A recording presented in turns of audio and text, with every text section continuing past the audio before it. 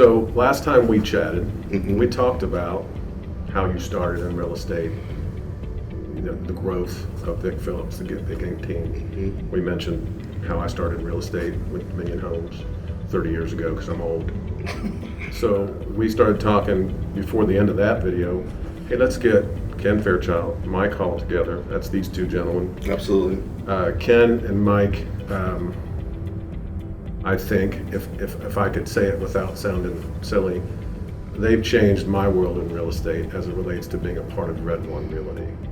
So I think it's important for the folks that watch these videos to understand where they came from. They know where we came from, so now we want to know how they got into the business and all that good stuff. So absolutely. We've shared our stories about how we got started in real estate. So we were just curious, Ken, how this real estate thing started for you? Well, I think I'll try to keep this short. So I've been an entrepreneur all my life and got sucked into 13 years in retail management, but was always starting small businesses, failing because I was spending too much time in retail management. Bought and sold a couple houses. My realtor at the time says, why don't you get your license? You're doing all the work for me. And I thought, why are you calling this work? I'm looking for homes online. Yes. This is a blast. Yeah. We go look at it. It's exciting. I'm like, this is work to these people. I'm like, and then you start to realize how much that it can be lucrative. And I'm like, okay. But in my mind, I'm thinking, well, that's a big industry. That's intimidating. How am I going to get started? Going back to college, all this stuff. I didn't know how simple the classes were back then. What year was this? So I bought my first house in 2002, and that's basically when he told me. So the seed was planted, but I moved up very quickly into in the store I was at in retail.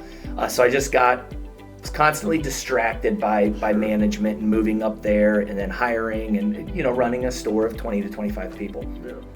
But in the back of my head, I always thought, man, that seems like something I'd like to do. Yeah. But you get distracted in life, and then I'm starting other small businesses that are easier to get into, and who knows what I spent those 13 years doing. In the back of my head. So finally, my last 2 years in that retail management job, the micromanagement was just off the wall. And I do not believe in micromanagement. You have somebody doing, and I would tell my regionals, if I'm not doing the job right, correct me or fire me. Yes. Other than that, don't treat me differently because other people aren't doing their job, right? So 2 years of micromanagement, and after like a year or so of it, I said, okay, I've got to figure this out. And then I was like, maybe it won't be so bad. A second year, and I said, you know what? I need to hit the reset button on life. And I'm going to quit my job. I'm going to sell my business that I was running at the time. That's a long story. I won't even mention that. But I was like, I need to hit the reset button on life. What am I passionate about? What do I want to do for hopefully the next 20, 30 years of my life? Yeah. And in the back of my head, like I said, it was always real estate. So I transitioned into real estate. Actually started off as a loan officer for 6 months. Dodd-Frank had that company, open 75 years, shut its doors. And in the meantime, I was getting my real estate license because that was the goal anyways. And I said, well, I guess I'm going full-time into real estate. Yeah, nice. So that's essentially how I got started. The industry, I thought it looked like a lot of fun. What year did you go full-time into real estate? Before you answer that, I think Vic and I share this philosophy. I don't think there's any such thing as a part-time real estate agent. No. I don't think it exists. You can have another job and be in real estate, but when you're in real estate, and you mentioned it, you used probably the most critical word, passionate about real estate. Your focus on your clients and being of assistance to them is critical. So that's not a part-time gig. But anyway, when did this transition to being in real estate forever?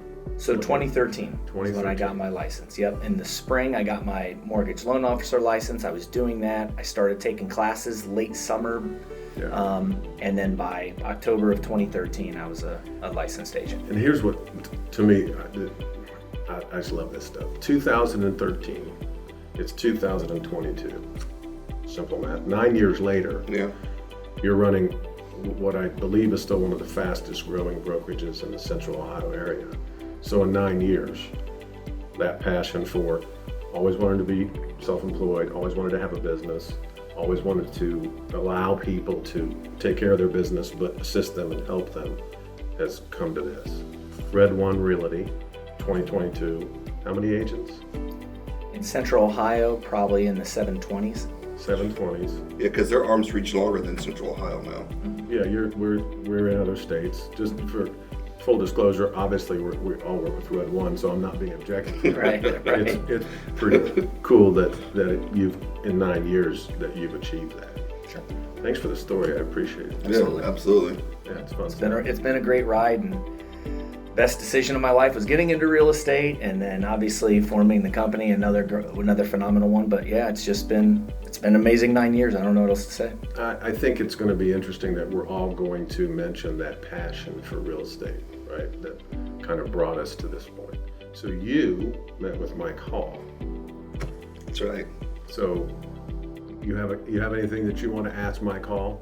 I think it's real obvious where we're going with this. I mean, Mike's dope. Like I said, Ken, just to be clear, these guys are the brokers. And yeah. We're used to them giving each other a rash of. Yeah, and the reason why I don't say that lightly. When I say somebody's dope, that means that they're dope.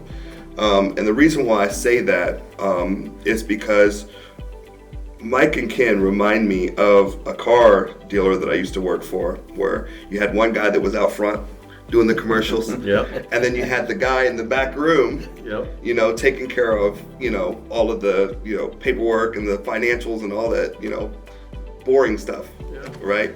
And so that's who Mike and Ken remind me of, I feel like personally that Ken's the back room guy, he's the wizard behind the curtain doing whatever.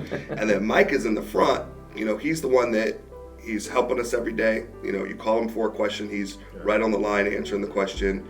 When you are in the groups and you're talking to people about investments and things like that, just even off the wall questions. Like I've had people say, how would you put an orbiter into space or something like that? And it's like, oh, call Mike Hall. What? You know what I mean? So I was in a Zoom yesterday talking to a client, to an agent, and I said, I think this is the way this should go. While I was in the Zoom, I emailed Mike Hall and asked him the question that we were talking about. It might have been 3 or 4 minutes later he answered. Yeah, so you're absolutely right. Yeah, and to me that's dope. So, what brought you here? How did you become such a dope person? How did you get into real estate and want to help so many? Because you help a lot of people. How did you get into real estate and want to help so many people? Well, I definitely have a passion for helping people, and I think that comes from my small town upbringing. I was born and raised in Portsmouth, Ohio. Okay. It's the start of Appalachia, and where people are just nicer down there. That's where the saying is, right? Yeah, absolutely. And born and raised down there, and I knew I didn't want to stay in Portsmouth because there's not much there.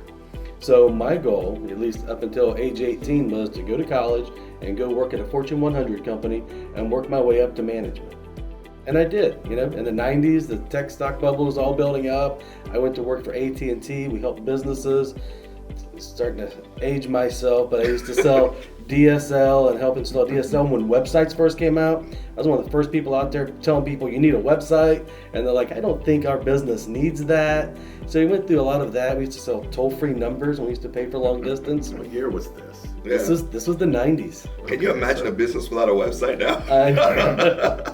So obviously, that bubble burst, and AT&T was going to be laying people off.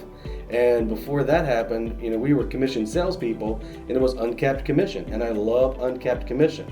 So as the bubble was bursting, they said, we're capping your commission at 300%. And I'm like, well, that's not what I got hired on for. And I started looking at things where it was uncapped commission. And as I started looking, I said, well, real estate is uncapped commission.